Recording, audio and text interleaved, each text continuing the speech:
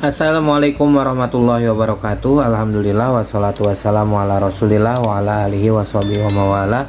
Asyhadu an la ilaha illallah wahdahu la syarikalah wa asyhadu anna muhammadan abduhu wa rasuluhu la nabiyya ba'dah.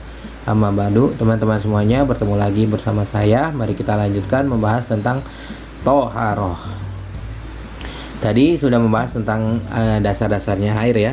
Faiza waqa'a fihi, apabila air yang tadi berasal dari bumi ataupun juga dari langit datang ke dalam air tersebut, sayun minat toharoti, datang suatu perkara yang suci, alati tazubu kal asali, tetapi baru, misalnya apa bang, madu gitu ya, itu kan suci ya, tapi manis. Auyan fasilu, atau misalnya minha syai'un kazafaron, atau ada ke dalam air tersebut suatu zat yang wangi seperti minyak zafaron misalnya, wa ghairihi dan sebagainya, minyak misik, minyak parfum gitu kan, atau minyak kayu putih gitu, tagiron, dan mengubah, fahishan, merubah ataupun merusak gitu ya, baik itu rasa, bau ataupun juga warna, fahuwa tohirun. Nah, air tersebut suci fi nafsihi, di dalam zatnya, boleh dimakan, boleh diminum misalnya gitu ya, ada madunya nih, boleh diminum, tetap suci, tidak najis. Lakinnahu layar faul hadasi, layar faul hadasa, tetapi dia sekarang tidak bisa digunakan untuk menghilangkan hadas, tidak boleh dipakai wudhu, tidak akan sah wudhunya kalau misalnya air yang bercampur madu ini itu ya, anggaplah air bercampur madu ini dipakai untuk wudhu. Wala yutohirun najasa, dan juga dia tidak bisa dipakai untuk menghilangkan najis. Misalnya nih, ada najis nih, kotoran ayam misalnya, lalu disiram dengan air kopi, tidak serta-merta jadi najis itu tidak serta-merta jadi suci, meskipun diguyur 3 gayung misalnya, tapi semuanya air kopi misalnya ya, airnya tuh udah berwarna hitam, nah itu tidak bisa menghilangkan najis. Walau kana alfa qurbah, bahkan di sini misalnya walaupun 1000 ember gitulah perumpamaannya, 1000 ember, tapi air kopi semua, tidak jadi suci itu ya najisnya. Nah, hati-hati nih kalau membersihkan najis itu, jangan pakai air bekas gitu ya, dengan bekas yang sudah berubah warna, berubah bau misalnya ya.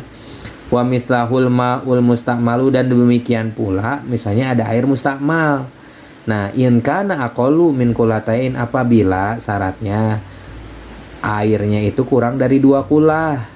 Nah, ini masalah 2 kulah ini silahkan nanti dibahas, anggaplah dibahas dengan lebih detail ya dengan para asatidnya. Takutnya saya salah menjelaskannya, tapi saya akan mengikuti ketentuan yang ada di dalam kitab ini dulu aja ya, mohon izin.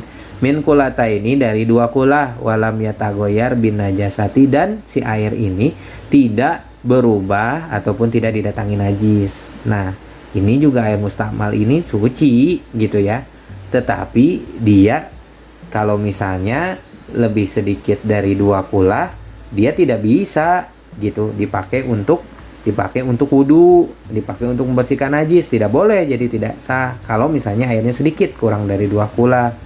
Dan misalnya banyak nih tapi didatangi najis, nah itu juga walam yatagoyar bin najasati, dan syaratnya itu dia lebih sedikit dari 2 kulah dan tidak didatangi najis. Kalau misalnya lebih banyak tapi didatangi najis, ya jadi air najis ya.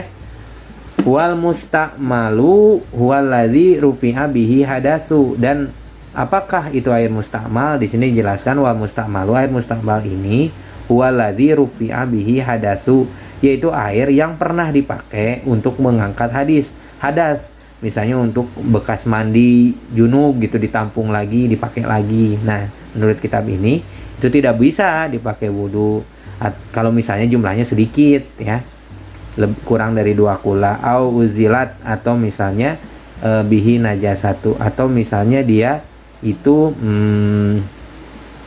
atau dipakai untuk menghilangkan najis, itu juga tidak boleh. Wa iza waqa'a fihi najasata wa tagoyara biha ta'muhu, tetapi kalau misalnya nih si air ini, air yang datang dari langit tadi ataupun keluar dari bumi ini, datang najis sekarang. Ini tadi masalah mustakmal sudah jelas. Kalau misalnya kurang dari 2 kulah tidak boleh. Masalah kulah ini insya Allah nanti kita bahas di video selanjutnya ya, setelah saya yakin untuk membuat takaran versi bahasa Indonesia, apakah dia 2 ember misalnya ataupun berapa gayung sih takarannya. Nah, nanti kita coba pelajari dengan lebih baik, ataupun jika ada yang lebih tahu silakan untuk menulis di kolom komentar. Nah, sekarang kalau misalnya didatangi najis nih, gimana ya? Walau tahu mana tadi, walau karena ini nih rupanya bihadasa au uziat bihi najasatu wa iza yarfa'u fihi najasa. Bagaimana kalau misalnya didatang waqa'a fihi najasa, datang najis. Nah, ini nanti insya Allah kita akan bahas pada video selanjutnya. Mudah-mudahan video ini bermanfaat ya teman-teman. Mohon maaf jika ada salah kata dan juga penuh dengan kekurangan. Mohon dibukakan pintu maaf sebesar-besarnya, dan jangan lupa untuk tetap mengaji di tempat-tempat yang terdekat. Walafu minkum wa iza waqa'a wallahu a'lam. Wassalamualaikum warahmatullahi wabarakatuh.